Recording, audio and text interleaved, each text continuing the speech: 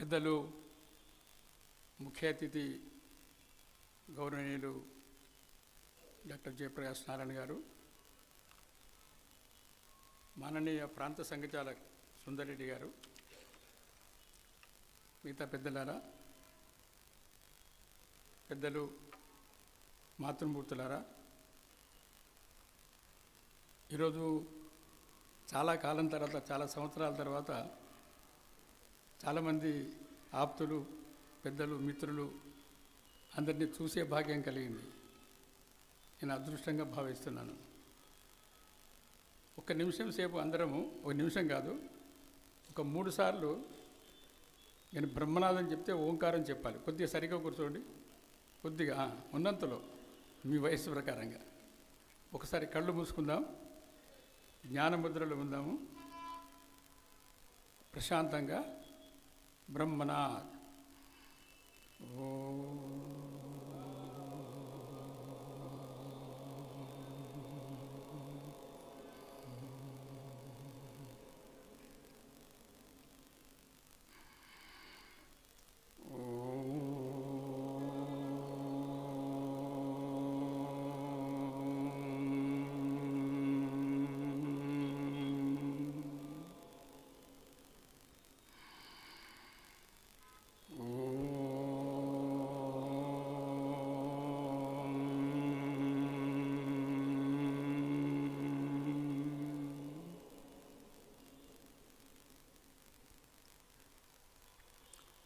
పెద్దలు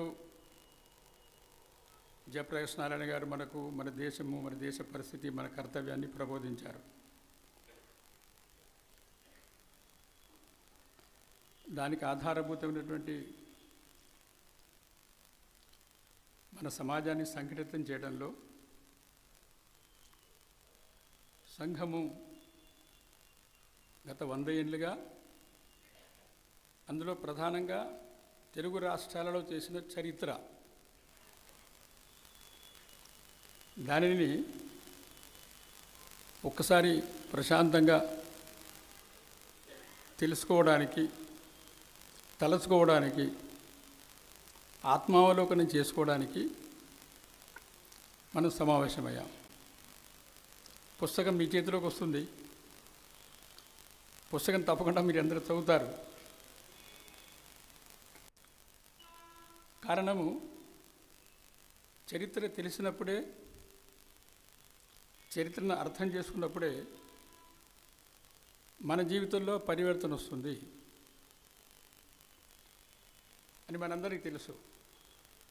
కానీ చరిత్ర రావాలని బండారు సదాశివరావు గారు, సుబ్రహ్మణ్య శాస్త్రి గారు, రాంబో హల్దేకర్జీ వీరందరూ ప్రయత్నం ప్రారంభం చేశారు.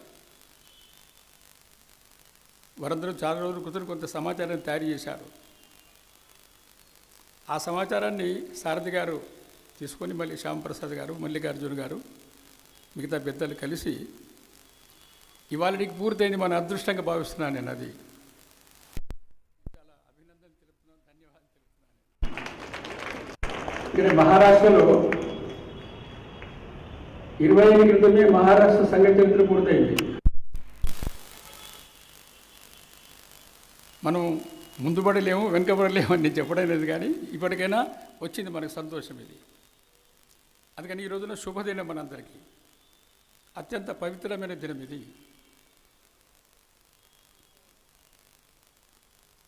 చరిత్రలో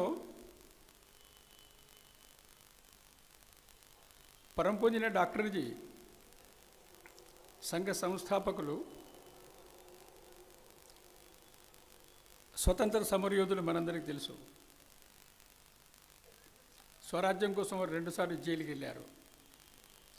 సంఘం ప్రారంభం కాకముందు ఒకసారి జైలుకి వెళ్ళారు, సంఘం ప్రారంభించి మళ్ళీ జైలుకి వెళ్ళారు, స్వతంత్రం కొరకు, స్వరాజ్యం కొరకు. 1920వ సంవత్సరంలో నాగ్పూర్లో కాంగ్రెస్ మహాసభలు జరిగాయి. అక్కడ డాక్టర్జీ మొత్తం వ్యవస్థకి ప్రముఖంగా పనిచేశారు. అప్పుడు మధ్య పరగణాల యొక్క కాంగ్రెస్కి వారు సెక్రటరీగా పనిచేశారు. వారు తీర్మానాల్ని ప్రవేశపెట్టారు. కాంగ్రెస్ అంగీకరించేది వేరే సంగతి. అందులో ఒక తీర్మానం ఏమిటంటే సంపూర్ణ స్వతంత్రం కావాలని. రెండవ తీర్మానం ఏమిటంటే ప్రపంచ చరిత్రలో అంతర్జాతీయ రాజనైతిక ఆర్థిక సామ్రాజ్యవాదం నుండి ప్రపంచ జాతులన్నీ, దేశాలన్నీ, వ్యక్తులు ముక్తిని పొందాలి.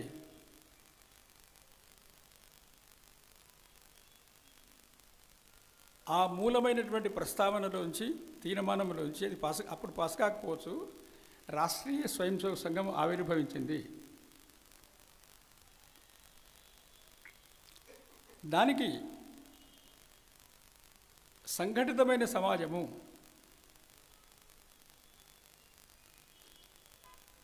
సంఘటితమైన సమాజం కొరకు జీవన విలువల్ని జీవితంలో ఆచరించే వ్యక్తులు, ఆ వ్యక్తులను తీర్చిదిద్దడము, ఆ పనికి సంఘం ప్రారంభమైంది. ప్రారంభమైన తర్వాత ఉపేక్ష,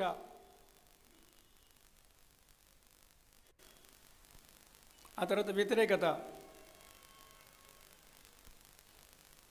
ఆ తర్వాత భ్రమలు నిర్మాణం చేయడం. ఇప్పుడు నూజుడి రాజావారు వారి అమ్మాయి పూనాలో ఉండేది, ఇంకా అమ్మాయి దగ్గరికి వెళ్ళేవారు. వారు ఇక్కడ పూనాలో ఉండే సంఘ కార్యకర్తలు వారిని ముఖ్య అతిథిగా ఉత్సవానికి పిలిచారు. వారు ఉత్సవంలో పాల్గొన్నారు, చాలా ప్రభావితులయ్యారు వారు. ఇలాంటి సంఘాన్ని మా దగ్గర కూడా పెట్టాలి అన్నప్పుడు అక్కడ పెద్దలు సూచించారు, నాగ్పూర్లో శిక్షావర్గ జరుగుతుంది, అక్కడి నుంచి పంపించండి అని. అందుకని రాజావారు కూనపూలి సుబ్రహ్మణ్యం గారని, నూజివీడి వారి పాఠశాలలో పనిచేసే ఉపాధ్యాయులు, రాఘవాచారి గారు విజయవాడలో ఎస్ఆర్ఆర్ కాలేజీలో ఉపన్యాసకుడిగా పనిచేసిన తర్వాత ప్రిన్సిపాల్ అయ్యారు. వారిద్దరిని వారు పంపించారు. నేను ఇద్దరిని దర్శించుకున్నాను, మా అదృష్టం అది.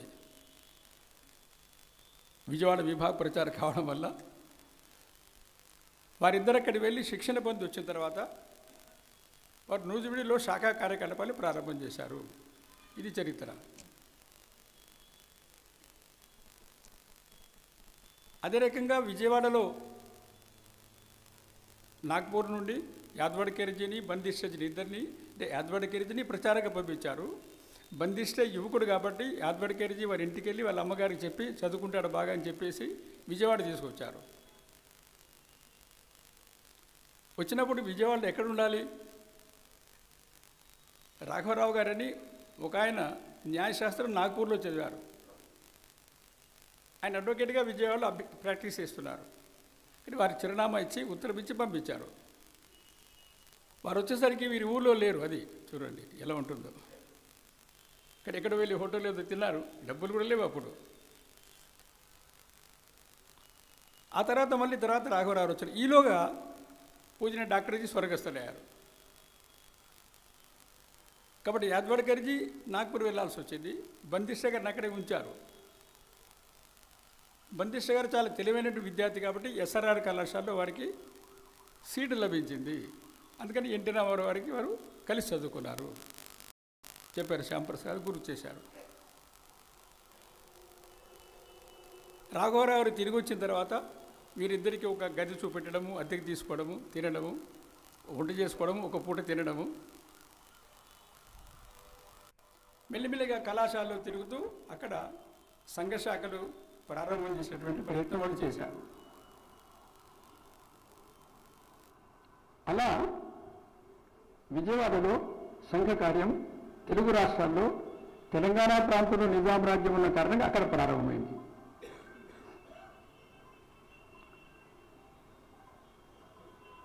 తెలంగాణ ప్రాంతంలో నిజాం రాజ్యం యొక్క అత్యాచారాలు కొనసాగుతుండడం వల్ల కొంతమంది బంధువులు ఇక్కడ బాగా ఉండలేము కాబట్టి కృష్ణా గుంటూరు జిల్లాలకు వెళ్ళారు. అక్కడ సంఘం పరిచయం ఏర్పడింది.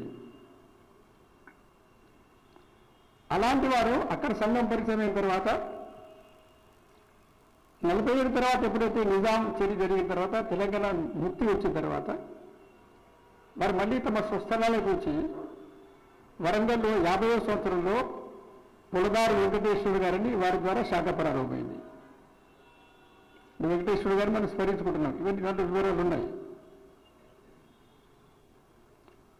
అక్కడి నుండి వరంగల్ నుండి 52వ సంవత్సరంలో తుమ్కూరికి సంఘ శిక్షణకు వెళ్ళారు కార్యకర్తలు. అప్పుడు భాగ్యనగర్ నుండి కరవది శంకర్రావు గారిని వారు ప్రచారంగా వరంగల్ వెళ్ళారు. కుమరవరం నారాయణరావు గారు వాటిని కూడా దర్శించుకునే భాగ్యం నాకు కలిగింది. సినిమాలు కూడా తీశారు. తర్వాత చెన్నైకి వెళ్ళి వారు ఆంగ్ల మాధ్యమంలో మంచి ఉన్నత ప్రమాణాలు ఇచ్చే పాఠశాలలు ప్రారంభం చేశారు, వివేకానంద విద్యాలయాలు. అప్పుడు ప్రచారంగా పనిచేశారు. నారాయణరావు గారు మచిలీపట్నం నుంచి ప్రచారంగా వచ్చారు. అప్పుడు శ్రీరామ్ సాటేజీ భాగ్యనగర్ వచ్చారు. ఇప్పుడు సురేందర్ రెడ్డి గారు సాటేజీ దగ్గర వారు పొందారు శిక్షణ. సాటేజీ సురేందర్ రెడ్డి గారి దగ్గర మాలాంటి వాళ్ళం శిక్షణ పొందాము. అందుకని ఈ రోజున సురేందర్ రెడ్డి గారిని సన్మానం శబ్దం సారథి గారు వాడారు. మనం సన్మానం చేయలేదు, వారిని గుర్తించి వారి ఆశీస్సులు పొందడం కోసం వారికి అభినందనలు చెప్పాం. మనం సురేందర్ రెడ్డి గారు కానీ, బాలకృష్ణ గారు, నేను విస్తారకు మా జిల్లా ప్రచారక వారు, డాక్టర్ గారు, ఎన్సిటీ ఆచార్య గారు వారు లేరు, వారి సోదరుడు స్వర్గస్థులయ్యారు. ఎన్సిటీ ఆచార్య గారు మేమందరం ఒకేసారి 60 ప్రథమ వరుస చేశాము ఇక్కడ కేశవంత హై స్కూల్లో. ఆ తర్వాత ఆ రోజుల్లోనే యాదరాజు వరంగల్ పర్యటనకు వస్తే 2000 మందితో ఒక సభ జరిగింది చూడండి. ఆ రోజుల్లోనే పూజని గురించి పర్యటన వరంగల్కి వచ్చినప్పుడు పరకాల అనేటువంటి ఇప్పుడు మన కేంద్రం ఉంది, మన ప్రాంత కార్య కాసం రమేష్ గారి ఊరది. అక్కడి నుండి వరంగల్కి 114 మంది స్వయం సేవకులు నడుస్తూ సంచలనం చేస్తూ వరంగల్ వచ్చారు. ఆ రోజుల్లోనే గురుజీ కార్యక్రమంలో వచ్చిన వందలాది మంది స్వయం సేవకులకి ఆ రోజుల్లోనే వరంగల్లో ఇంటింట వ్యవస్థ చేసి భోజనాలు ఏర్పాటు చేశారని చరిత్ర అది. ఆ తర్వాత నెల్లూరు నుండి కొచ్చి కృష్ణమూర్తి గారు వరంగల్ ప్రచారంగా వచ్చారు. కొచ్చి కృష్ణమూర్తి గారు అంటే అనేక మంది గుండాయుధం చేసే వ్యక్తులను నియంత్రణ చేసిన మహానుభావుడు అని చూడండి. వరంగల్లో ఒకానొక సమయంలో గుండాలు సమాజాన్ని ఇబ్బంది పెడుతున్నప్పుడు ఇప్పటికి వరంగల్లో పాత వాళ్ళు ఉంటే వాటిని వెంటనే గుర్తు చేసుకుంటారు. కొచ్చి కృష్ణమూర్తి గారు వచ్చిన తర్వాత వేదం గారు ఉండేవారు. వేదం గారు నేను చూశాను, కృష్ణమూర్తి గారు మాత్రం ముందే వెళ్ళిపోయారు. కానీ అలా తర్వాత మన ఇప్పుడు విద్యాపీఠంలో పనిచేసే కెవి సత్యనారాయణ గారు వారి ప్రచారంగా, ఆ తర్వాత రామ్మోహన్ దగ్గరికి విభాగ వ్యవస్థ వచ్చిన తర్వాత వరంగల్ విభాగ ప్రచారంగా పనిచేశారు. తర్వాత మనందరికీ పెద్దలు హల్దేగారి క్షేత్ర ప్రచారంగా పనిచేశారు. ఇక్కడ మనం చరిత్రలో గమనించాల్సింది, పెద్దలు శతగోపాచారి గారు, దీన్ దయాల్జీ, బాపురాజు ముఖేజీ, స్వయంగా పూజని గురించి వీళ్ళందరికీ వైద్యం చేశారు. శతగోపాచారి గారి ఊరు ఏలూరు, వరంగల్ కాదు. కానీ బాపురాజు ముఖేజీ ప్రాంత ప్రచారి గారు చెప్పారు, నువ్వు వరంగల్ వెళ్ళు అని, అక్కడ వైద్య వృత్తి చేయమని. ఇక్కడ ఏలూరు ఆ రోజుల్లో, ఇక్కడ వరంగల్. శతగోపాచార్య గారు వచ్చిన తర్వాత వరంగల్లో సంఘానికి ఆధారమయ్యారు. మానని జిల్లా సంఘచాలుగా పనిచేశారు. శతగోపాచార్య గారు అంటే ఆర్ఎస్ఎస్ అంటే శతగోపాచార్య గారు వరంగల్ మొత్తంలో కూడా.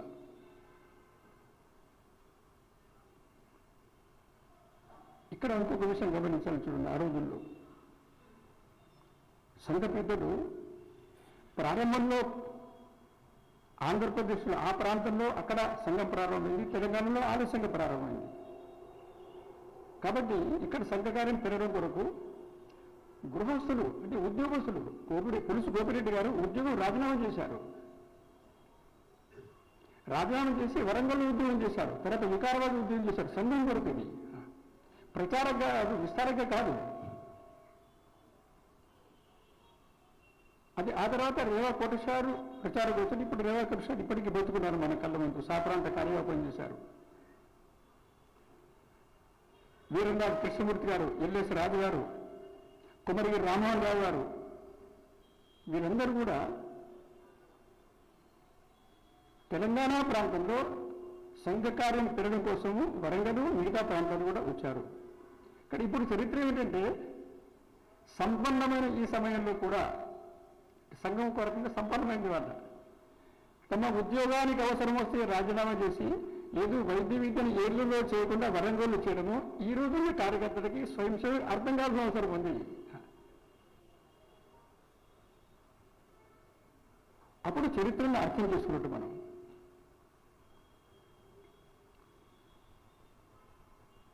కానీ పరకాలలో కూడా ఆ రోజుల్లోనే ఎందుకంటే మొత్తం చరిత్రలో ఒక విషయం మీ ముందు చూస్తున్నాను. పరకాలలో శాఖలు జరగడము, బాకం రాజవీరే గారని మన చంద్రుడు జంగారెడ్డి గారు ఎంపీ వంటి వారు చనిపోయారు. వీళ్ళు మొదట స్వయం సేవకులు, తర్వాత జనసంఘం రాజకీయం.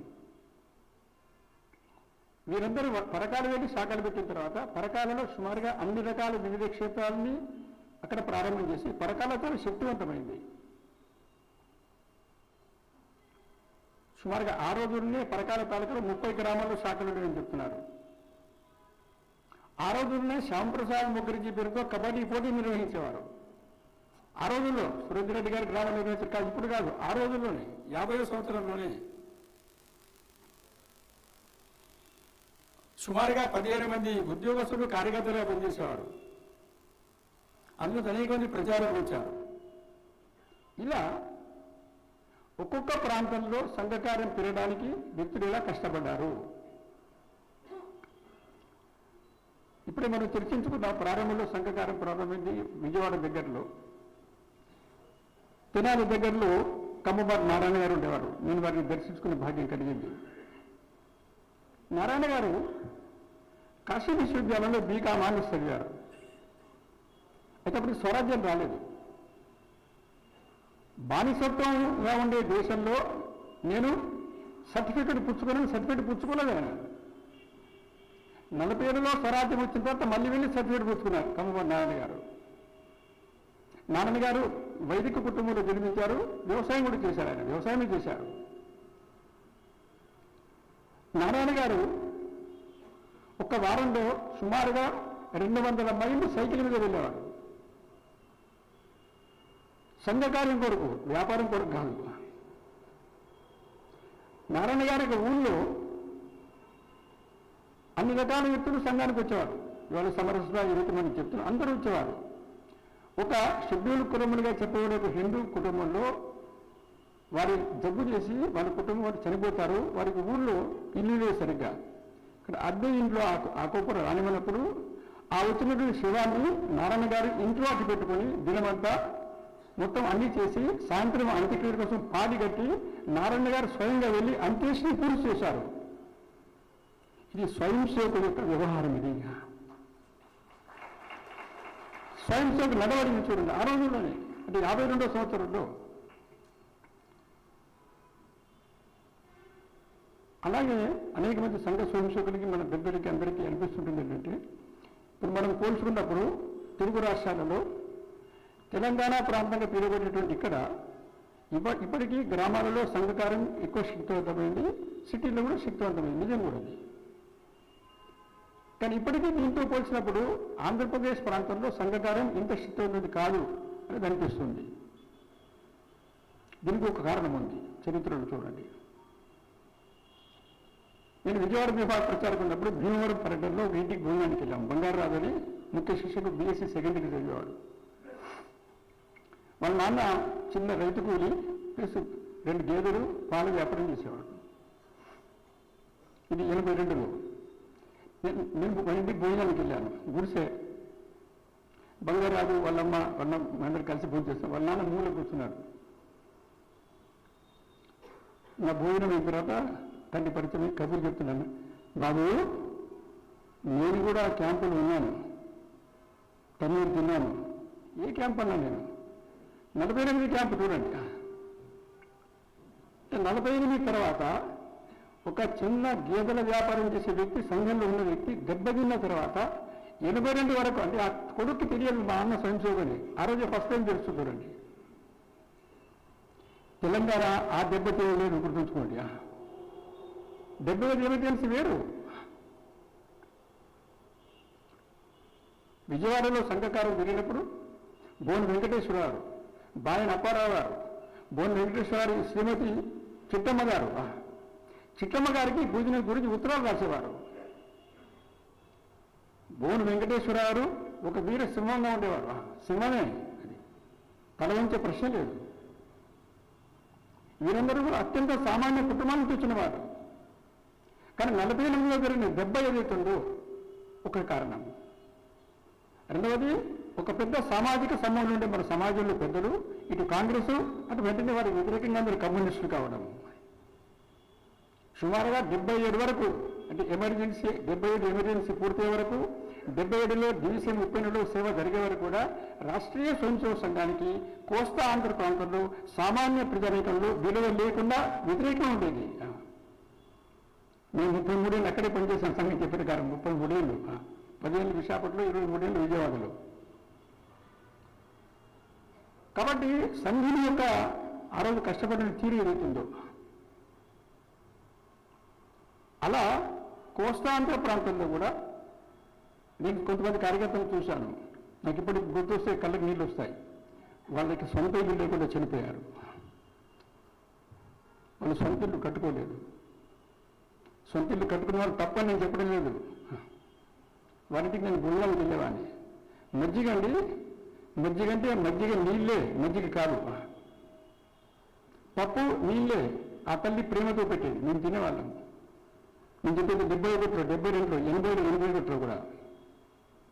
జీవితంలో ఏ రకమైన ఆర్థిక సౌకర్యం లేకుండా అత్యంత బీదరికంతో అన్ని ఆర్థిక కష్టాలు పడుతూ కూడా తల వంచకుండా రాత్రి 2 గంటలు, 2 గంటలు, 3 గంటలు, 6 గంటలు, 8 గంటలు సంఘకార్యం చేశారు. వాళ్ళ పుణ్య తపస్సుల సంఘకార్యం పెరిగింది. వారిని ఈ పుస్తకంలో పేర్లు మనం తలుచుకుంటున్నాము. కొన్ని చోట్ల కొద్దిగా చరిత్ర యొక్క వ్యాఖ్యానం ఉంది. నేను అనుకుంటున్నాను, మొన్న పుస్తకం చదివితే కనిపించింది వరుసగా. చాలా కష్టపడ్డారు మన వాళ్ళు. అసలు రాబోయే రోజుల్లో ప్రొఫెసర్ విశ్వేశ్వరరావు గారు చనిపోయారు లేదు. ఫార్మకాలజీలో ప్రపంచంలో అద్భుతమైన వ్యక్తి విశ్వేశ్వరం గారు. ఆయన జెకోస్లోవేకియాలో ఎంఫామ్ కోసం వెళ్ళారు. బండారు సదాశివరావు ప్రచారక, జిల్లా ప్రచారకు. అందుకే సదాశివరావు గారు అందరూ విశ్వేశ్వరరావు రమ్మని చేతిలో చేసుకున్నారు. చూడు, నీ జెకోస్లోకి వెళ్ళు, చంద్రమండలానికి వెళ్ళు, అన్నీ చదివిన తర్వాత మళ్ళీ వచ్చి విశాఖపట్నంలో ఉద్యోగం చేయాలి, చేసు సంఘకార్యం చేయాలన్నారు. అదే మాట మీద విశ్వేశ్వరరావు గారు PhD పూర్తి చేశారు. జెకోస్లోవేకియాలో పెద్ద యాక్సిడెంట్ జరిగింది. 2 కాళ్ళు విరిగిపోయి లోపల స్టీల్ పెట్టారు. మళ్ళీ వచ్చి పనిచేశారు. మాకు విభాగకార్యంగా పనిచేశారు. అఖిల భారత స్థాయిలో పనిచేశారు. ఎలా పనిచేశారంటే ఒక 4 మాసాల పాటుగా యూనివర్సిటీ వాళ్ళు జీతం ఇవ్వలేదు. నాకు బాగా తెలుసు. గురుదక్షిణ ఆ రోజునే సపర్మం చేయాలని నిర్ణయం జరిగింది. వాగ్దానం చేయకూడదు. అంత గారు అందరూ ఇచ్చేశారు. నాకు అర్థం కాదు, ఎలా ఇచ్చారు గురుదక్షిణ? 4 నెలల నుంచి జీతాలు లేవు. విశ్వేశ్వరరావు గారు అండి, అక్కగారి యొక్క మెడలో మంగళసూత్రం తప్ప మిగతా బంగారం అంతా బ్యాంకులో పొదుపు పెట్టారు. గురుదక్షిణ ఇచ్చారు. అసలు జీవితంలో ఇది ఎవరికి అర్థం కాదు బయట వాళ్ళకి.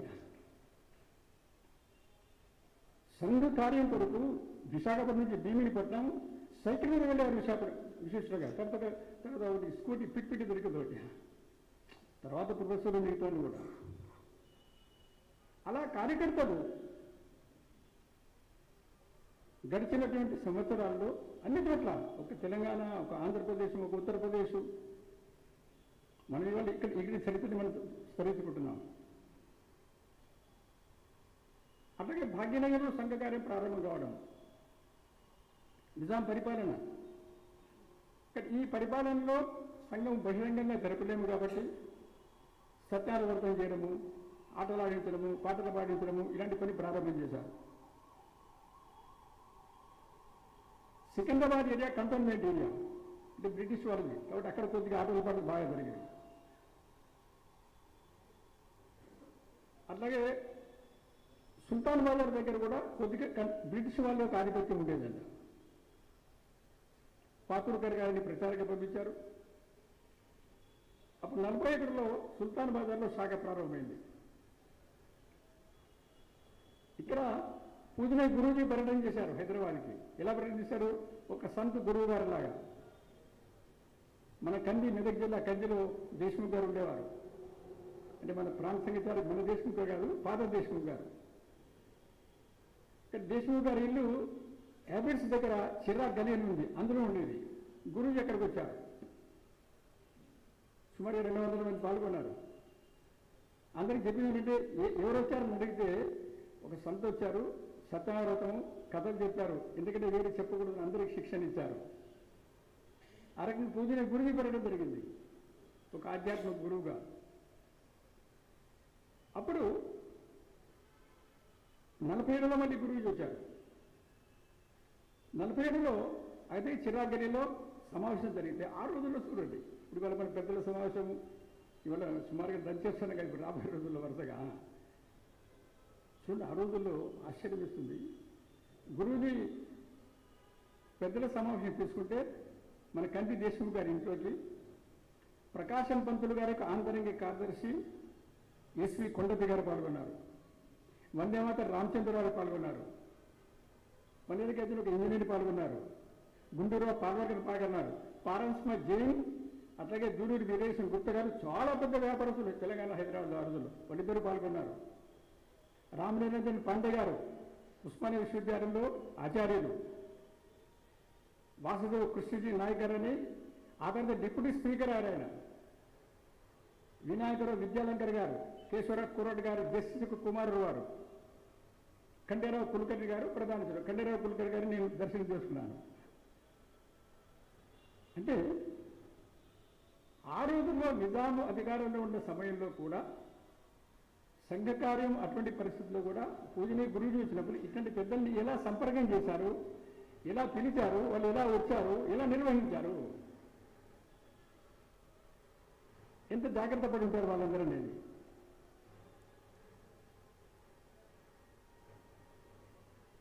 ఇలా వరుసగా సంఘ కార్యంలో ప్రయత్నం జరిగిన తర్వాత ఒక్కొక్క స్వయం సంఘాన్ని తీర్చిదిద్దారు. ఎలా తీర్చిదిద్దారు? రాంబాబు సాటేజీ మాకు ప్రచారకు, మహానగర ప్రచారకు, సురేంద్ర రెడ్డి గారు మాకు బాగా ప్రచారకు. నేను ఒక భాగ్య శారీరక ప్రముఖు, నేను చదువుతున్న నిజాం కాలేజీలో. విశ్వనాచార్య స్వర్గస్థ్ గారు ఆయన ఒక భాగ్య శారీరక ప్రముఖు, నేను ఒక శారీరక ప్రముఖుడి. వెంకటయ్య గారు ఒక శారీరక ప్రముఖు, ఓల్డ్ సిటీ లావు అన్నారు టీచర్ ఉండేవారు. వెంకటయ్య గారు ఇంజనీర్, ఇంకొక శారీరక ప్రముఖు, నలుగురం. సాటర్డే మాకు బయటకు తీసుకుంటున్నారు. బయటకు ఏం చెప్పారంటే ఏ శాఖల్లో ఎన్ని యోగ చేపలు ఉన్నాయో లెక్కేయమని చెప్పారు. మేము తేవాలి అంతే. సాయంత్రం 7 గంటలకు బయటకు ప్రారంభమైంది. మా బాధ్యత నేను చెప్పేశాను. భీష్మాని అడిగారు, నేను తెలియదన్నారు. సాటర్డే ఉత్పించాను చూడండి. వెళ్ళున్నారు. ఎక్కడికి? ఖైరతాబాద్. భీష్మాచారి ఖైరతాబాద్ వెళ్ళిపోయారు సైకిల్ మీద. రాత్రి 12 గంటల వరకు సాటర్డే మెలుగుతూ ఉన్నారు అబ్జర్వేషన్ కార్యాలయంలో. 12 గంటలకు భీష్మాచారి మొత్తం లెక్క చేస్తే అప్పుడు సాటర్డే పడుకున్నారు, భీష్మ పడుకున్నారు. చూడండి, ఇవాళ ఇక్కడ వచ్చిన వాళ్ళు చాలా మంది మీరు కల్పన కూడా చేయలేరు. సంఘం వాళ్ళు కూడా కల్పన చేయలేరు. సాటర్డే చెప్పారు, శారీరక అంటే శారీరక పుస్తకాలు ఏముందో ఆ పుస్తకం పక్కన పెట్టండి. మీరు మొత్తం పూర్వన్న తర్వాత ప్రారంభం ఆఖరి దాకా చేయాల్సిందే. ఇది చేశాం, చేయించారు మాకు. ఉదయం కూడా గణవేష్ చేసుకుంటే అప్పుడు పట్టి పుణ్యం మొత్తం ఉండేది.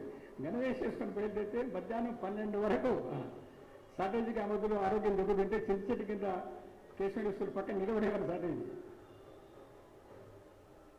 మమ్మల్ని అందరినీ చూసేవారు సాటర్జీ.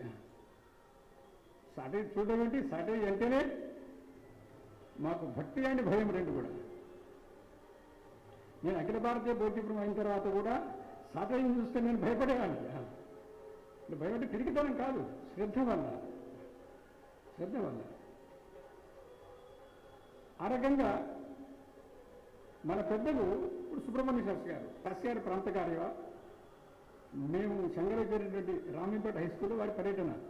ఉత్తరం యొక్క సముద్ర హిమాదర్శ దక్షిణ మొదటి రాత్రి విన్నాను. ఇలా చెప్పారు శాస్త్రి గారు. అసలే శాస్త్రి గారు రాజానుభావులు. తర్వాత వారి ముందే నేను ప్రచారంగా అయ్యాను. నన్ను ప్రచారంగా విశాఖపట్నం వారు పరిచయం చేశారు. ఇలా పరిస్థితులు నాకు ఆశ్చర్యం వేసింది. భాగయ్య గారు నేను గతుక్కున్నాను. శాస్త్రి గారు భాగయ్య నన్ను ఏ రోజు శాస్త్రి గారు పిలవలేదు చూడండి. 9వ క్లాసులో కుర్రాడుగా నేను తెలుసు, లెక్క లాగేసుకుని లెక్కతో శాస్త్రి గారు తెలుసు. కానీ వారి కళ్ళ ముందు నేను ప్రచారకు వచ్చాను. ఎప్పుడు భాగయ్య అని పిలవలేదు. నాకు అలా తల్లి కొట్టుకునేది. భాగయ్య గారు మన ఊరు వచ్చారు ప్రచారంగా. మన పని చేయడానికి కాదు చూడండి శాస్త్రి గారు చెప్పింది, మనతో కలిసి పని చేయడానికి. ప్రచారికి ఫుల్ టైమర్ కాదు. ఆ రకంగా మన పెద్దలు ఇలా చేశారు. ఇప్పుడు లక్ష్మణ గారు కూర్చున్నాడు, వాళ్ళ అన్నగారు పరిమళ నరసింహ గారు, అక్కయ్య గారు. అసలు ఎంతమంది వచ్చినా సరే 5గా 10 మంది 20 మంది సరే ఆవిడ పెట్టే భోజనం ఉందే అట్లా పెరిగాం మేమందరం. అట్లాగే నరసింహ గారు అంటే వారు గొంతుండేవాడు, ఏ కాకాజీ అనేవారు. అంతే అందరు లేవాల్సింది మీరు మొత్తం అంతే. కాకాజీ సంక్షేప్ పేరు. ఆయన ప్రచారకు పనిచేసి చాలా కాలం. సో శారీరక అంటే సాటజీ తర్వాత పరిమళ నరసింహ గారు అలా శాఖ అని చెప్పారు. నేను షిప్యార్డ్కి వెళ్తే నాకు సంఘం గుర్తుండదు, శాఖకు వస్తే షిప్యార్డ్ గుర్తుండదు అని చెప్పారు. అంతే. ఈ గృహస్థులను చూడడం వల్ల నేను హైదరాబాద్ ప్రచారకు వచ్చాను. శ్రీ సురేంద్ర రెడ్డి గారు శారీరక నేర్పారు, సాటజీ శారీరక నేర్పారు, బౌద్ధికి ఇచ్చారు, యాదవరాజుతో చాలా సాన్నిధ్యం ఉంది. కానీ మనని పద్మాకర్ దీక్షిత్ స్వర్గస్థులయ్యారు 90 ఏళ్ల వయసులో. నేను ప్రచారం వచ్చినట్టు ఒక కారణం ఏంటంటే జాంబాగులో గౌరీగూడ చెమ్మల కుటుంబాల యొక్క ఆత్మీయతలో నేను ప్రచారం వచ్చాను. శరత్ పర్లేకర్జీ, శాలిబండ జయరామ్జీ గొడేగామ గారిజీ, వామన్రావు హుల్సుకర్జీ, ప్రభాకర్ మేర్ఖల్కర్జీ, అజయ్ సైకిల్ టాక్సీ నరసింహారావు గారు. అసలు అజయ్ సైకిల్ టాక్సీ నరసింహారావు గారు టీచర్ అండి, ప్రైవేట్ స్కూల్ టీచర్ ఆయన.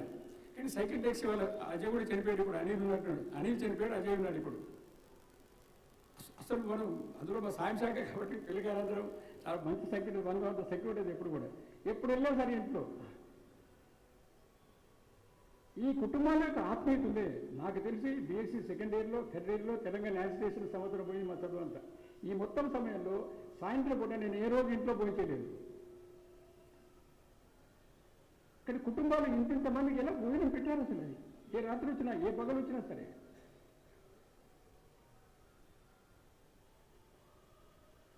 అత్యవసర పరిస్థితి, ఎమర్జెన్సీ మన పెద్దలు ఇప్పుడు కొంచెం గుర్తు చేసేవారు. శారద గారు అప్పుడు స్టూడెంట్, ఎంబీబీఎస్ స్టూడెంట్. ఈయన సుబ్రహ్మణ్య గారు ఎంబీసీ చేసేవారు. వీళ్ళందరూ అండర్గ్రౌండ్ ఉండేవారు.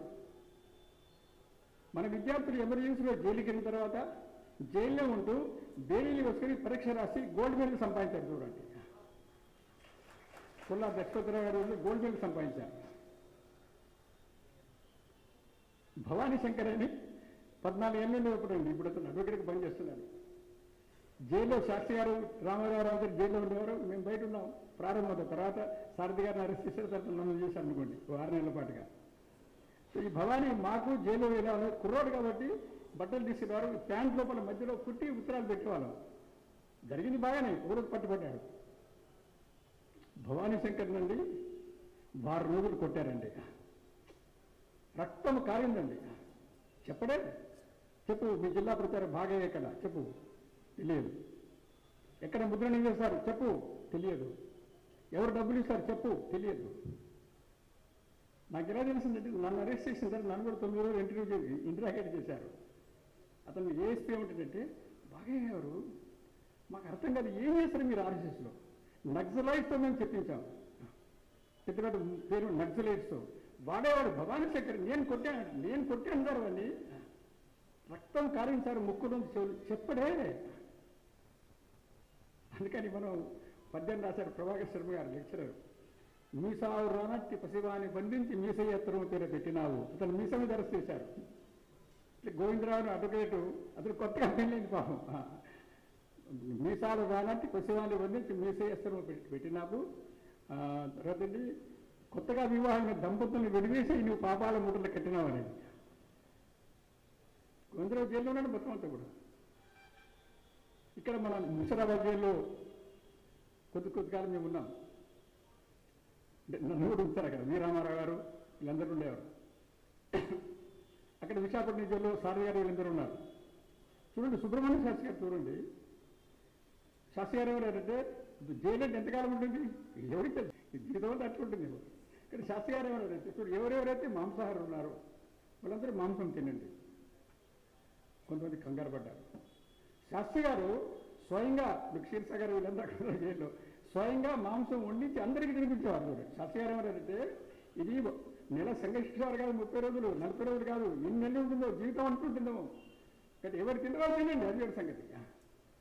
శాస్త్రి గారు స్వయంగా వంట చేసి పెట్టారు అందరు కూడా. అందుకని జైలు ఎలా ఉండదంటే అసలు ఫుట్బాల్, వాలీబాల్, మొత్తం మన సంగీత కచేరీ, సాహిత్యం అన్ని పండుగలు ఉండేవి జైలు తప్పితే. ఇక్కడ బ్యాడ్మింటన్ అన్నీ కూడా. తర్వాత రాజమండ్రి జైలుకి మార్చారు శాస్త్రి గారిని, నన్ను మమ్మల్ని అందరినీ. నన్ను ఇక్కడి నుంచి తీసుకెళ్ళారు, శాస్త్రి గారు అక్కడికి తీసుకొచ్చారు. రాజమండ్రిలో చాలా నక్సలైట్స్ ఉండేవి. రామ్మోహన్ రావు గారిని బాగా గుర్తొస్తుంది. నక్సలైట్స్ వెంగళరావుకు పడినటువంటి రాజకీయ ఖైదీలు కాంగ్రెస్ వాళ్ళు. వెంగళరావు గారు ముఖ్యమంత్రి, వేరే గ్రూప్ వాళ్ళందరూ. వాళ్ళందరికీ ఎవరికి జబ్బు చేసినా, తలనొప్పి వచ్చినా, కడుపు నొప్పి వచ్చినా అందరినీ తల్లిలాగా శాస్త్రి గారు చూసేవారు, సుబ్రహ్మణ్య శాస్త్రి గారు. అందుకని ఎమర్జెన్సీ అయిపోయిన తర్వాత, రాత్రి ఎన్నికలు వచ్చిన తర్వాత సూపరింటెండెంట్ వచ్చారు మా రూమ్లోకి 12 గంటలకి. సార్ ఆవు కూడా 2 పడిపోయాయండి. ఒకటి ఆనందం ఆయనకి, ఆవు కూడా 2 పడిపోయాయండి. అప్పుడండి మాకు అందరికి 6 రూపాయలు ఇచ్చేవారు జైల్లో ఉంటే రోజుకి, చేతి ఖర్చుకి 6 రూపాయలు తిండి గిన్నెని అందులో మిగిల్చారు. ఆ రోజు రాత్రి ఫలితాలు వచ్చిన తర్వాత శాస్త్రి గారు చెప్పారు, జైల్లో అందరికీ టిఫిన్ స్వీట్ పెట్టమని.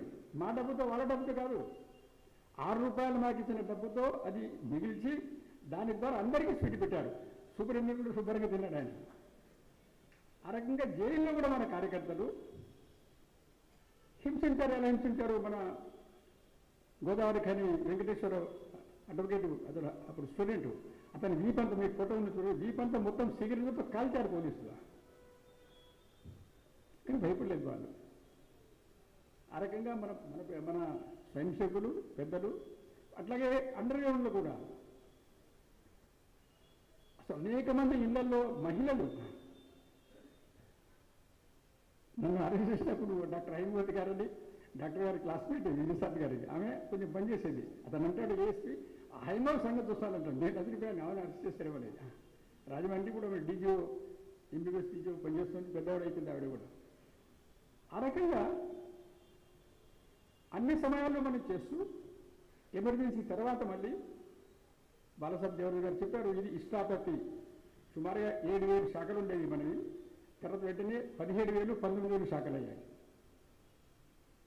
బాగా పెరిగాయి. ఆ తర్వాత కారణం స్వయం సేవకులు నిలబడ్డారు కాబట్టి. ఎమర్జెన్సీలో కూడా మేమందరం చిన్నవాళ్ళం, జిల్లా ప్రతి 25 ఏళ్ళు అప్పుడు. గోతులత్న గారు జైల్లో ఉన్నారు, సుశీలమ్మ గారు బతుకున్నారు శ్రీకాకుళం జిల్లాలో. మేము వాళ్ళ ఇంటికి వెళ్ళాం, భోజనం పెట్టారు అమ్మ. ఆవిడన్నారు, చూడు బాబు అంతా జైల్లో ఉన్నారు, వాళ్ళ అనుచరులు అంతా రాజీనామా చేశారు. అది మీరు ఈ పిల్లలు ఎందుకు తిరుగుతారు, నేను డబ్బులు ఇస్తాను, హైదరాబాద్ వెళ్ళిపోమని ఆవిడ. అంటే అలా అనేక మంది రాజకీయ నాయకులు నిరాశపడ్డ సమయంలో కూడా మన స్వయం సేవకులు, ఎంతండి ఇంటర్మీడియట్, కొన్ని పేర్లు అందరూ ఉన్నాయి, హఠకేసు వాళ్ళందరి పేర్లు ఉన్నాయి, ఇంటర్మీడియట్ డిగ్రీ చదివే వాళ్ళు నిలబడి తిరిగారు, పెద్దలు తిరిగారు. అలా మన కార్యకర్తలు పనిచేయడం వల్ల సమాజం భయపడింది, సమాజం మారిపోలేదు. ఎమర్జెన్సీలో సమాజం భయపడింది, మారిపోలేదు. అది యాదవరావు చెప్పింది, సోమయ్య గారు చెప్పింది, బాలసాహెబ్ చెప్పింది. ఎమర్జెన్సీ తర్వాత కూడా చూడండి, ఎన్నికలు ప్రకటించారు. అది ఆంధ్రప్రదేశ్ కాదు కానీ మీకు చెప్తారు తిరగడం కోసం. ఎందుకంటే మీరు చాలామంది అగ్ని పరీక్షలు ఆర్ఎస్ఎస్ ఇంకొక పుస్తకం ఉంది, చదివి ఉండరు. ఆర్ఎస్ఎస్లో 30-40 ఏళ్ళు ఉన్నప్పటికీ చాలామంది చదవరు. అదృష్టం దురదృష్టం అది. సారథి గారు తెలుగు అనువాదం చేసిన మీరు చూడండి, అద్భుతమైన పుస్తకం అది. ఎన్నికలు పెట్టిన తర్వాత ఆనాడు ప్రధానమంత్రి నియంత్రక అనుమానం వచ్చింది, ఓడిపోతానేమో అని. అందుకని సంఘ కార్యకర్త దగ్గర రాయబారం పంపించింది. రద్దుబయ్య, దత్తుబయ్య, ఖేండి, ఈ మొరొక్కలు అందరూ ఉన్నారు. ఇప్పుడు బాలసాహెబ్ జైలు ఉన్నారు.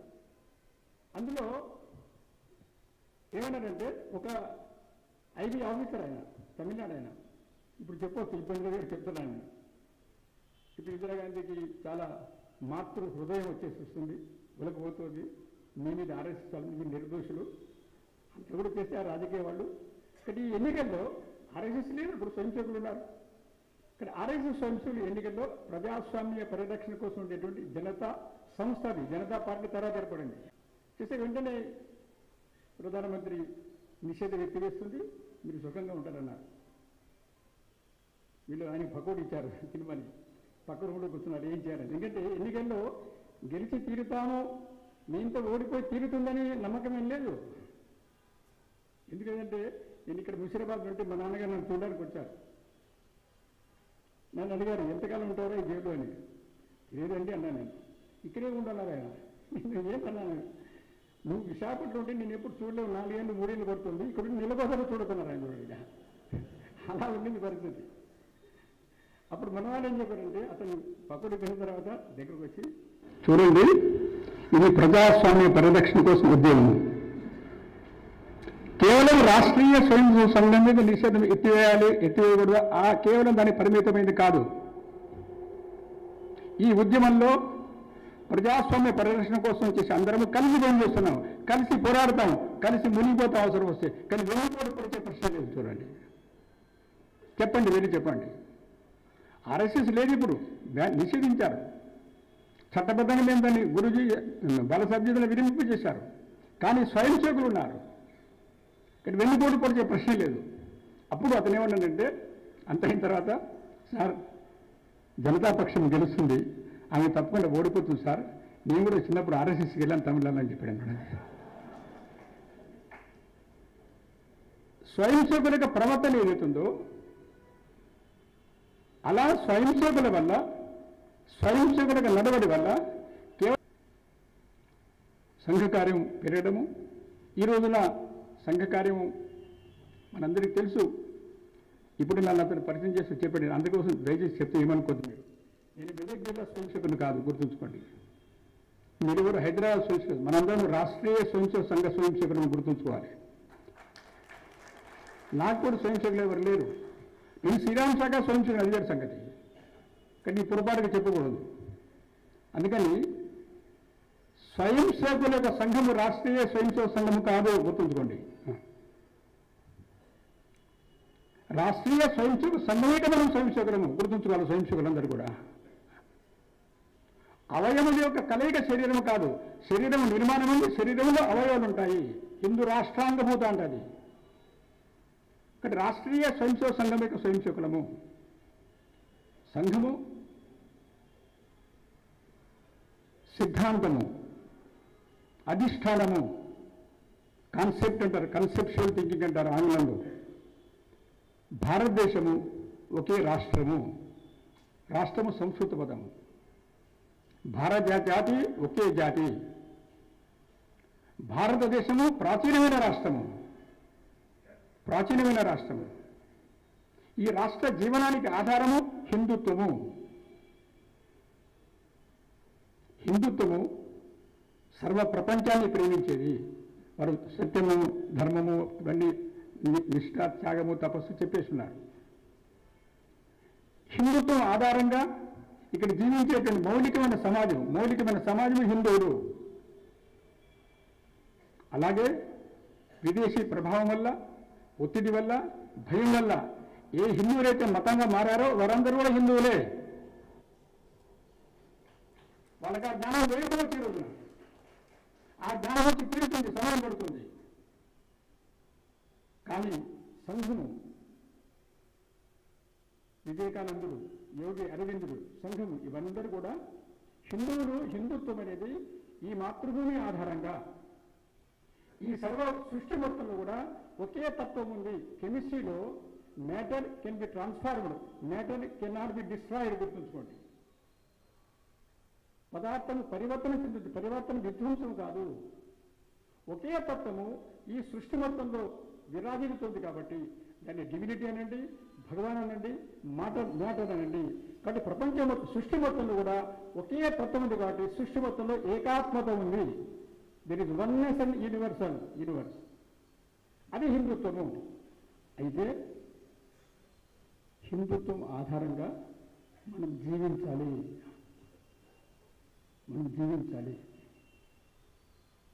వారు చెప్పారు, ఇక్కడ కూర్చున్నారో ఎవరైతే సంఘ కార్యకర్త స్వయంసేవకులో మనకు పెద్ద బాధ్యత ఉంది. చాలా పెద్ద బాధ్యత ఉంది. ఇవాళ సంఘాన్ని చాలామంది ప్రశంసిస్తున్నారు, ఇంకా ప్రశంసిస్తారు. కానీ ఇప్పుడే మన మీద పరీక్ష ఎక్కువ ఉంది. వారు అన్నారు సర్వసంగ పరిత్యాగులు లాంటి వాళ్ళు స్వయం సేవకులు అని చెప్పారు. వారు నాకు ఉండే తల్లిదండ్రులన్న కానీ స్వయం సేవకుల కుటుంబాలు సమాజం కొరకు మనం చేసే ఉద్యోగం కానీ, వ్యాపారం కానీ, మన సంసారం కానీ, భార్య బిడ్డలు కానీ ఇది లక్ష్యం కాదు, ఇది సాధనం మాత్రమే. మన ఉద్యోగము, మన వ్యాపారము, మన సంసారము, మన పిల్లలు, మన బిడ్డలు అందరూ కూడా సమాజ సేవ కొరకు మాత్రమే, జనార్దనుడి సేవ కొరకు అని జీవించేటువంటి వాళ్ళు హిందువులుగా, స్వయం సేవకులుగా, పక్కా హిందువులుగా మనము పరివర్తన చెందాలి. ఆనాడు సమాజంలో భగత్ సింగ్, రాజగురు, సుఖదేవ్ వాళ్ళు జీవితాన్ని బలిదానం చేశారు. ఇవాళ జీవితంలో అనేక రకాల భోగభాగ్యాల నుండి మళ్లించి బతకడం కోసం తినాలి కాబట్టి తినడం కోసం బ్రతకకూడదు. చాలా కష్టం. దీని దుంపు దగ్గర దీని నాలిక ఉందే, కళ్ళు కనపడు, చెవులు వినపడు, అంటుంటే వినపడు, చర్మం ముడతపడింది, పళ్ళు ఊడిపోయాయి, కానీ నాలుకకు ముస్తకం లేదు. చూడండి, ఇక్కడ జీవితంలో ఒక పర్పస్ఫుల్ లైఫ్ ఏదైతుందో, స్వయం సేవకు అంటే కేవలం అధికారులు కాదు, కార్యకర్తలు, స్వయం సేవకు అంటేనే ఒక పర్పస్ఫుల్ లైఫ్ అది. ఇవాళ చెప్తున్న కుటుంబ జీవన విలువలు, ఇవాళ పర్యావరణ పరిరక్షణ, ఈరోజున సామాజిక సమరసత, ఇవాళ చెప్తున్నటువంటి స్వదేశ అభిమానము, స్వత్వము, మన అస్తిత్వము, ఇదే రకంగా మన యొక్క నాగరిక బాధ్యత, ఇవన్నీ కూడా మొదట స్వయం సేవకుల కుటుంబాలలో ప్రారంభం కావాలి. ప్రతి కుటుంబంలో ప్రారంభం కావాలి. 4 ఉదాహరణలు కాదు. స్వయం సేవల కుటుంబాలను చూసి బాబాసాహెబ్ ఆప్టేజ్ ఉండేవారు. ఇప్పుడు ఉన్నారు, అరే దోకరే అని అరే అనేవారు. అరే సంఘకు బాహర్కి లోग समझे ना समझे चिंता मत करो, నేను ऐसा कैसे అలా నేను కుర్రోళ్ళం కాబట్టి సునో అన్నారు. సంఘకు బాహర్కి లోग समझे ना समझे चिंता मत करो. సంఘాన్ని, సంఘంలో బయట ఉండే వ్యక్తులు అర్థం చేసుకున్నా అర్థం చింతించదు. మరి ఎట్లా అన్నాను, అరే సునో. సంఘంలో ఉండే వాళ్ళు సంఘము కోరిన విధంగా నడవడిక పుస్తకాలు కావాలి, తప్పకుండా జాగృతి తప్పకుండా వెళ్ళాలి. ఈ దేశంలో పుస్తకాల ద్వారా, ఉపన్యాసాల ద్వారా పాపం జటావుల పురుషోత్తం గారు ఎంత ప్రయత్నం చేశారు సమరసత కోసం. వెళ్ళిపోయారు ఆయన భౌతికంగా, కానీ సమరసత రాలేదు. కాబట్టి ఈ రోజున ఈ పుస్తకం చదువుతూ, చరిత్ర చదువుతూ పెద్దలు అందరూ చెప్తున్నారు, నాతో సహా మనందరికీ పరీక్షా సమయం ఇది. అహంకారానికి లోను కాకుండా, తొందరపడకుండా, సంఘంలో ఉండే వాళ్ళ మాత్రమే దేశభక్తులము, నిస్వార్థపరమైన అహంకారానికి లవలేశము అవకాశం ఇవ్వకుండా, సంఘము బయట కూడా నిస్వార్థంగా పనిచేసే వాళ్ళు చాలా మంది, కోట్ల మంది ఉన్నారు. వాళ్ళు సంఘటితంగా లేరంతే, మనం సంఘటితంగా అంతే. మన కుటుంబాలన్నీ కూడా కలిసి మనం చేయగలము. కానీ మన కుటుంబాలలో ఈ పరివర్తన రావాల్సిన అవసరం ఉంది. అటువంటి ప్రయత్నము చేయడం కొరకే విజయదశమి రోజున బస్తీ వారీగా మనం ఉత్సవాలు నిర్వహించాం. హైదరాబాద్లో 900 ఉత్సవాలు జరిగాయి. చూడండి, 170 ఉత్సవాలు విజయవాడలో జరిగాయి. అసలు ఊహించలేరు ఎవరు. కారణం బస్తీలో ఉన్నటువంటి 10,000 జనాభా, 2,000 కుటుంబాలు. 2,000 కుటుంబాలు, కనీసం 500 కుటుంబాలు ఈ జీవన విలువల్ని ఆచరించాలి. 500 కుటుంబాల వల్ల 2,000 కుటుంబాల మీద ప్రభావం కలుగుతుంది. బకాసురుడు, దుశ్శాసనుడు, దుర్యోధనుడు, శిశుపాలుడు తప్ప మిగతా అందరూ మనల్ని సమర్పిస్తున్నారు ఈ రోజున. కాబట్టి ప్రతి బస్తీ వారిగా కూడా అంత సహజంగా ఆత్మీయత జరగాలి, అంత సహజంగా కలవాల్సిన అవసరం ఉంది. అందులో ప్రధానంగా ఇవాళ యువకులు, చెల్లాయిలు, సోదరులు డ్రగ్స్ పేరుతో మన దేశాన్ని సర్వనాశనం చేసే ప్రయత్నం చేస్తారు. గుర్తుంచుకోండి. అసలు ప్రభుత్వాలు వికలమైపోతున్నాయి. ఇవాళ పంజాబ్లో 30 లక్షల మంది డ్రగ్స్తో ఎఫెక్ట్ అయినారు. సర్వే తీరిన ప్రకారంగా ఇంకుంటుంది. 12 లక్షల మంది ట్రీట్మెంట్ పొందుతున్నారు. 550 మంది ప్రతి సంవత్సరం చనిపోతున్నారు కేవలం డ్రగ్స్తో. ఇవన్నీ సంఘం చేయదు, ఇవన్నీ స్వయం సేవకులు చేస్తారు. గుర్తుంచుకోండి. సంఘము స్వయం సేవకులు మాత్రమే తయారు చేస్తుంది. సంఘం ఇంకా వేరే పని చేయదు. సంఘానికి ఏ క్రెడిట్ అక్కర్లేదు. స్వయం సేవకులు చేస్తారు, స్వయం సేవక కుటుంబాలు చేస్తారు. ఇవాళ హైదరాబాద్లో కిషోర్ వికాస్ జరుగుతోంది. మన తల్లులు ఎంత అద్భుతంగా పనిచేస్తున్నారు. కిషోర్ వికాస్ సుమారుగా 150 స్థలాల్లో. ఆ రకంగా స్వయం సేవకుల బాధ్యత, సంఘం యొక్క బాధ్యత. సంఘం బాధ్యత కేవలం స్వయం సేవలు. స్వయం సేవకు శారీరక, బౌద్ధిక, మానసిక నివారణ, నడవడిలో మార్పు రావడం. స్వయం సేవకుల ద్వారా సమాజంలో సామాజిక పరివర్తన. అటువంటి దాంతో మనం అడుగుపెట్టున్నాం. అని ప్రపంచం మొత్తం కూడా ఈ రోజున మనల్ని అపేక్షిస్తుంది. మన విజయదశమి ఉత్సవానికి ఆఫ్రికా దేశాల్లో 3 దేశాల నుంచి వచ్చారు, అమెరికా నుంచి వచ్చారు, చాలామంది చాలా పెద్ద పెద్ద వాళ్ళు వచ్చారు. వారందరూ స్వరసంగీతాలు కోరింది ఏమిటంటే మన ఆసనాలు అన్నీ చూసిన తర్వాత.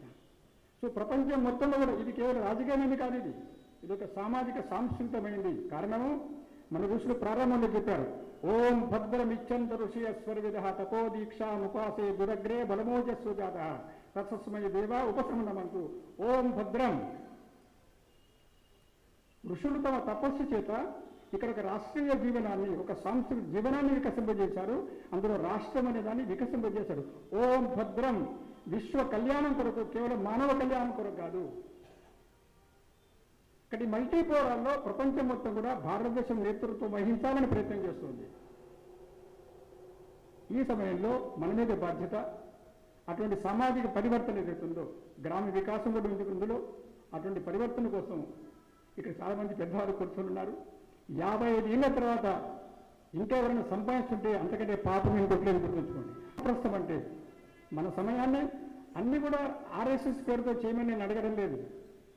ఏదో ఒక పనిని, సమాజ నిర్మాణం పని, ఈవెంట్ మేనేజ్మెంట్ కాదు, పబ్లిసిటీ కోసం కాదు, ఫోటోల కోసం కాదు. నేను ఇప్పుడు రాగానే నాకు చాలా రూపీ ఫోటో తీస్తున్నాను. నేను చాలా బాధపడ్డాను చెప్తున్నాను. నేను ఇది సంఘ కార్యక్రమం అంటే ఆర్ఎస్ఎస్ బ్యానర్ లేదు. ఇప్పుడు చైతన్య సభంతి నవయుగ భారతి ఏంటిది, సంఘం వాళ్ళు పెట్టారు, లేదు ఏముంది అందులో. కాబట్టి ఎక్కడికి వెళ్తే అక్కడ ఫోటో, భోజనం చేస్తే ఫోటో తీస్తారండి. ఇంటికి వెళ్తే భోజనం స్వయం సేవకుడు ఎంత మూర్ఖులైపోయారు. మనం ఎట్లా జీవించాం. ఇప్పుడు మాట్లాడుతుంటే ఎక్కడెక్కడ కొంచెం ప్రతి ఒక్కరు ఫోటో మొబైల్తుంది. దీనికి అవసరం అంటే ఏంటి, ప్రదర్శన జరిగింది మనకు. మీరు 30 ఏళ్ళుగా స్వయం సేవకే, 40 ఏళ్ళుగా స్వయం సేవకే. ఇదా సంఘం నేర్పింది మనకు. ఫోటో దేనికి, సమాజ పరివర్తన కొరకు, గ్రామీణ వికాసం కొరకు నేను హామీ ఇస్తున్నాను. ఇప్పుడు సమయంగా నేను చెప్పడం లేదు. రాబోయేటువంటి కొద్ది సంవత్సరాల్లో మెదక్ జిల్లా, సంగారెడ్డి జిల్లా, వికారాబాద్ జిల్లా, రంగారెడ్డి జిల్లాల్లో గ్రామాల్లో కష్టపడి పనిచేసే ప్రతి యువకుడు, కష్టపడి పనిచేసే నిజాయితీ ప్రతి యువకుడికి, యువకుడికి మినిమం 25,000 రూపాయల ఆదాయం, 30,000 రూపాయల ఆదాయం వచ్చి తీరుతుంది. మనం స్వయం సేవలు చేస్తున్నారు, ఇంకా చేసి తీరుతారు. ఇలా మీరందరూ మనందరూ అనుకుంటే ఇంకా అనేక జిల్లాల్లో, హైదరాబాద్ సిటీలో కూడా అనార్గనైజ్ సెక్టర్ వారు అన్నారు కాబట్టి నేను ఎక్కువ చెప్పడం లేదు. ఆ దృష్ట్యా స్వయం సేవకుల పురుషార్థానికి సవాలిది, స్వయం సేవకుల జీవితానికి సవాలిది. స్వయం సేవకత్వము ఎంతకాలంగా సంఘంలో ఉన్నాము, ఎంత ముఖ్యమో సంఘంలో మనం ఎలా ఉన్నాం. మన జీవితంలో క్షణ తిలెత్తుల హంసహంస జలకరణ డాక్టర్ దివి ప్రతి క్షణము రక్తకరాన్ని సమర్పణ చేశారు. ఇవాళ మనం దేశం కోసం చనిపోవడం కాదు, దేశం కోసం బతకాలి.